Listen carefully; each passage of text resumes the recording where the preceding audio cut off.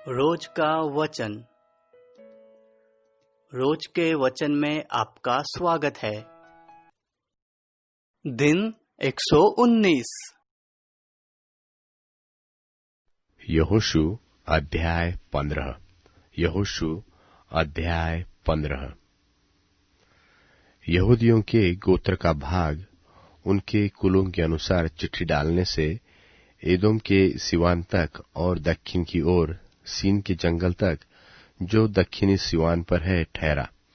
उनके भाग का दक्षिणी सिवाना खारे ताल के उस सिरवाले कोल से आरंभ हुआ जो दक्षिण की ओर बढ़ा है, और वह अक्रबिम नाम चढ़ाई की दक्षिणी ओर से निकलकर सीन होते हुए कादेश बरने की दक्षिण की ओर को चढ़ गया।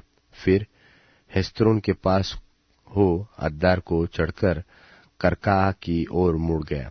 वहां से अम्मोन होते हुए वह मिस्र के नाले पर निकला और उस सिवाने का अंत समुद्र हुआ।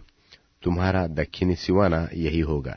फिर पूर्वी सिवाना यरदन के मुहाने तक खारा ताल ही ठहरा, और उत्तर दिशा का सिवाना यरदन के मुहाने के पास के ताल के कोल से आरंभ करके बेथोग्ला को चढ़ते हुए बेतराबा की उत्तर की ओर होकर रूबेनी बोहन वाले नाम पत्थर तक चढ़ गया, और वहीं सिवाना अकोर नाम तराई से दबीर की ओर चढ़ गया, और उत्तर होते हुए गिलगाल की ओर झुका जो नाले की दक्षिण ओर की अदुम्मीम की चढ़ाई के सामने है।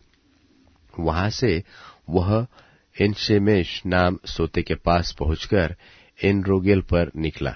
फिर वही सिवाना हिम्नोन में पुत्र की तराई से होकर यबूस जो यरूशलेम कहलाता है उसकी दक्षिण अलंग से चढ़ते हुए उस पहाड़ की चोटी पर पहुंचा जो पश्चिम की ओर हिम्नोम की तराई के सामने और रपाइम की तराई के उत्तर वाले सिरे पर है। फिर वही सिवाना उस पहाड़ की चोटी से नेप्तोह नाम सुते को चला गया और एप्रोन पहाड़ के नगरों पर निकला। फिर वहां से बाला को जो किर्यत्यारीम भी कहलाता है पहुंचा। फिर वह बाला से पश्चिम की ओर मुड़कर सेईर पहाड़ तक पहुंचा, और यारीम पहाड़ जो कसालोन भी कहलाता है उसकी उत्तर वाली अलंग से होकर बेतशेमेश को उतर गया, और वहां से तिम्ना पर निकला। वहां से वह सिवाना एक्रोन की उत्तरी अलंग के पास से होते हुए शिक्रोन गया और बाला पहाड़ होकर यब्नेल पर निकला, और उस सिवाने का अंत समुद्र का तट हुआ, और पश्चिम का सिवाना महासमुद्र का तीर ठहरा। यहूदियों को जो भाग उनके कुलों के अनुसार मिला उसकी चारों ओर का सिवाना यही हुआ।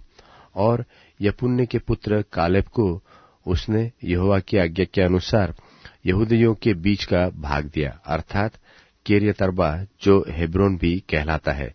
वह अर्बा अनाक का पिता था, और कालेब ने वहां से शेशय, अहीमन और तलमै नाम अनाक के तीनों पुत्रों को निकाल दिया। फिर वहां से वह दबीर के निवासियों पर चढ़ गया। पूर्व काल में तो दबीर का नाम किर्यत सेपेर था, और कालेब ने कहा जो किर्यत सेपेर को मारकर ले ले उसे मैं अपनी बेटी अक्सा को ब्याह दूंगा। तब कालेब के भाई ओत्नियल कंजी ने उसे ले लिया, और उसने उसे अपनी बेटी अक्सा को ब्याह दिया। और जब वह उसके पास आए तब उसने उसको पिता से कुछ भूमि मांगने को उभारा। फिर वह अपने गधे पर से उतर पड़ी, और कालेब ने उससे पूछा, तू क्या चाहती है? वह बोली, मुझे आशीर्वाद दे। तूने मुझे दक्षिण देश में की कुछ भूमि तो दी है, मुझे जल के सोते भी दे। तब उसने ऊपर के सोते नीचे के सोते दोनों उसे दे दिए। यहूदियों के गोत्र का भाग तो उनके कुलों के अनुसार यही ठहरा। और यहूदियों के गोत्र के किनारे वाले नगर दक्षिण देश में एदोम के सिवान की ओर ये है, अर्थात कबसेल, एदेर, यागुर, कीना, दिमोना, अदादा, केदेश, हासोर, इलान, जीप, तेलेम, बालोत, हासोर हरदत्ता, करियोथेस्त्रोन जो हासोर भी कहलाता है, और अमाम, शमा, मोलादा, हसगर्दा, हेशमोन, बेप्तालेत, हशुआल, बेरशेबा, बिजोता, बाला, ईयिम, एसेम, एल्तोलद, कसील, होरमा, सिकलग, मदमन्ना, सनसन्ना, लबाओत, शिल्हिम, ऐन, रिमोन, ये सब नगर 29 है, और इनके गांव भी है। और नीचे के देश में ये है: अर्जातू, एशात ओल, सोरा, अशना, जहो, जनोह, एन गन्नीम, तप्पूह, एनाम, यरमुत, अदुल्लाम, सोको, अजेका, शारैम, अदीतैम, गदेरा और गदेरोतैम, ये सब 14 नगर है, और इनके गांव भी है। फिर सनान, हदाशा, मिग्दलगाद, दिलान, मिस्पे, योक्तेल, लाकिश, बोस्कत, एग्लोन, कब्बोन, लहमाश, कितलिश, गदेरोत, बेत दागोन, नामा और मक्केदा, ये 16 नगर है, और इनके गांव भी है। फिर लिब्ना, एतेर, आशान, इप्ताह, अशना, नसीब, किला, अकजीब और मारेशा, ये 9 नगर है, और इनके गांव भी है। फिर नगरों और गांव समूह समेत एक्रोन, और एक्रोन से लेकर समुद्र तक अपने अपने गांव समेत जितने नगर अश्दोद की अलंग पर है। फिर अपने अपने नगरों और गांव समेत अश्दोद और अज्जा बरन मिस्र के नाले तक और महासमुद्र के तीर तक जितने नगर है। और पहाड़ी देश में ये है, अर्थात शामीर यत्तीर, सोको, दन्ना, किर्यसन्ना जो दबीर भी कहलाता है, अनाब, एश्तमो, आनीम, गोशेन, होलोन और गिलो, ये 11 नगर है, और इनके गांव भी है। फिर अराब, दुमा, एशान, यानीम, बेतपूह, अपेका, हुमता, केरेतरबा जो हेब्रोन भी कहलाता है, और सियोर, ये 9 नगर है, और इनके गांव भी है। फिर माओन, करमेल, जीप, युता, इज्रेल, योकदाम, जनोह, कैन, गिबा और तिम्ना, ये 10 नगर है, और इनके गांव भी है। फिर हलहुल, बेतसुर, गदोर, मरात, बेतनोत और एलतकोन, ये 6 नगर है, और इनके गांव भी है। फिर किरियतबाल जो किरियतवारीम भी कहलाता है, और रब्बा, ये 2 नगर है, और इनके भी गांव है। और जंगल में ये नगर है, अर्थात बेतराबा, मिद्दीन, सकाका, निबशान, लोनवाला नगर और एनगदी, ये 6 नगर है, और इनके गांव भी है। यरूशलेम के निवासी यबूसियों को यहूदी न निकाल सके, इसलिए आज के दिन तक यबूसी यहूदियों के संग यरूशलेम में रहते हैं।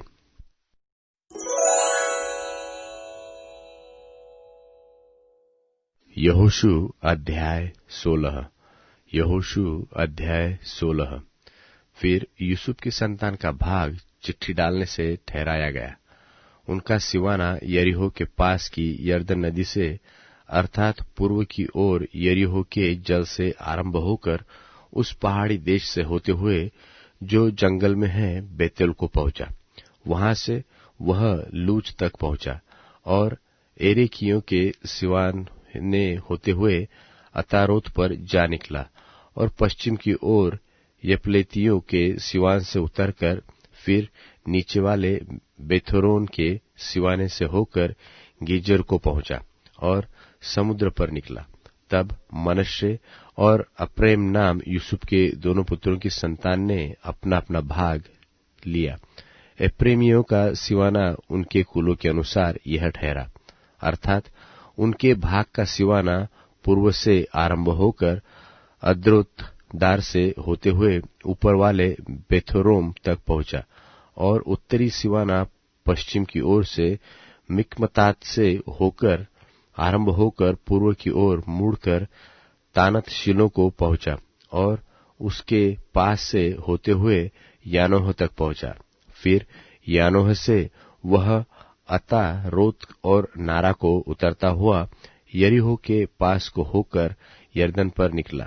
फिर वही सिवाना तप्पूह से निकलकर और पश्चिम की ओर जाकर काना के नाले तक होकर समुद्र पर निकला।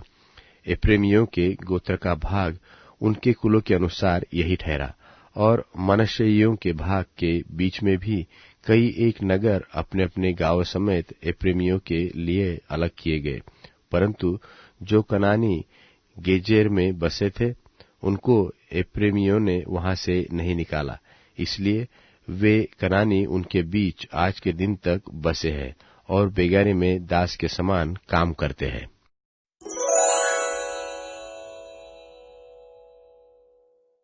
यूहन्ना रचे सुसमाचार। यूहन्ना के अनुसार सुसमाचार। यूहन्ना अध्याय 1। आदि में वचन था, और वचन परमेश्वर के साथ था, और वचन परमेश्वर था। यही आदि में परमेश्वर के साथ था। सब कुछ उसी के द्वारा उत्पन्न हुआ। जो कुछ उत्पन्न हुआ है, उसमें से कोई भी वस्तु उसके बिना उत्पन्न न हुई।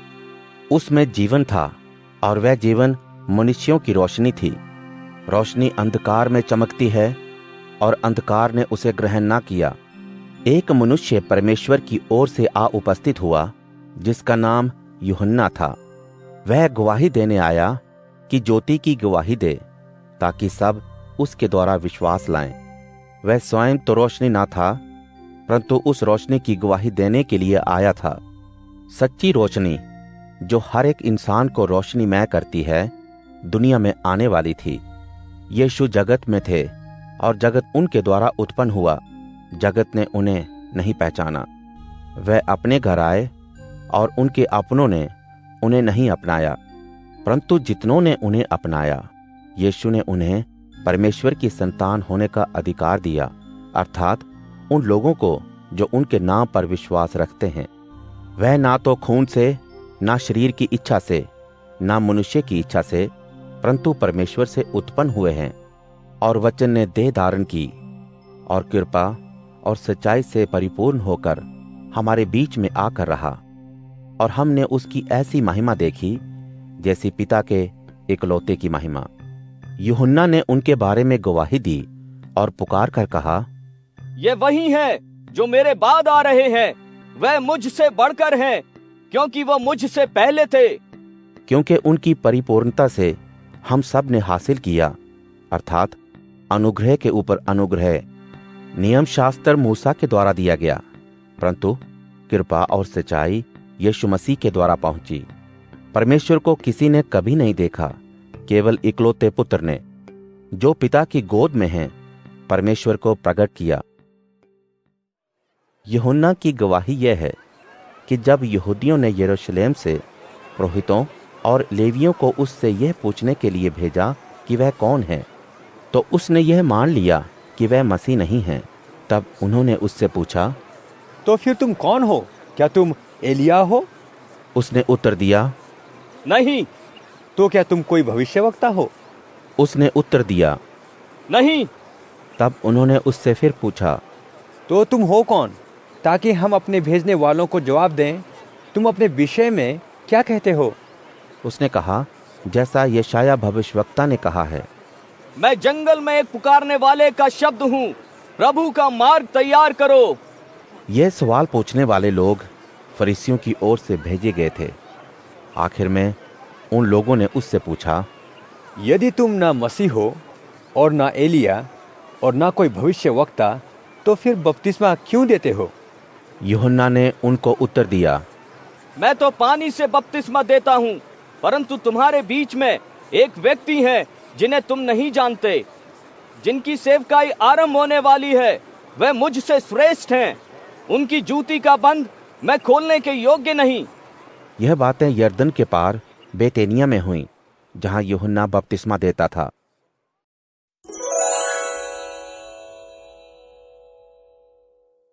अध्याय 53। मनुष्य की मूर्खता और दुष्टता। मूर्ख अपने हृदय में यह कहते हैं, परमेश्वर है ही नहीं।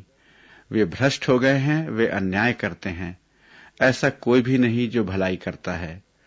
परमेश्वर स्वर्ग से मनुष्यों पर दृष्टिपात करता है, यह देखने के लिए कि क्या कोई ऐसा मनुष्य है जो समझ से काम करता है, जो परमेश्वर को खोजता है।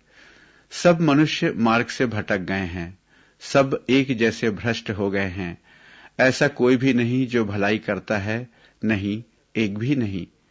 क्या कुकर्मी नहीं समझते? मेरे लोगों का खून चूसने वाले कुकर्मी, क्या वे बिल्कुल नासमझ हैं? वे मुझ परमेश्वर की आराधना नहीं करते। जहां आतंक था ही नहीं, वहां वे अत्यंत आतंकित हो उठे। परमेश्वर ने उनकी अस्थियों को चूर चूर कर दिया। उन्होंने तेरे विरुद्ध घेरा डाला था, तूने उन्हें लज्जित किया, क्योंकि परमेश्वर ने उन्हें त्याग दिया था। भला हो कि सिय्योन से इस्राएल का उद्धार प्रकट हो। जब परमेश्वर अपने निज लोगों को समृद्धि पुनः प्रदान करेगा, तब याकूब आनंद करेगा और इस्राएल हर्षित होगा।